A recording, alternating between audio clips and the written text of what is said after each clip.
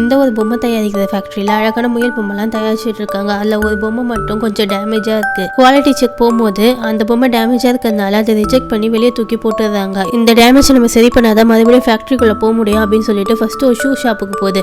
அங்க போனா அதுக்கு ரொம்ப டைட்டா தச்சு விட்டுறாங்க. அடுத்து ஒரு டாக்டர் கிட்ட போகுது. அவர் இது டேமேஜ் ஆன இடத்துல பேண்டேஜ் போட்டு விடுறாரு. ஆனா இது தும்முன உடனே அந்த பேண்டேஜ் பிச்சுன்னு வந்துடுது. நம்மளுக்கு எதுவுமே செட் ஆக மாட்டேங்குது அப்படின்னு சொல்லிட்டு நடந்து வந்துட்டே இருக்கும் போது வழியில ஒரு கிளாக் ரிப்பேர் பண்ற கடையை பாக்குது.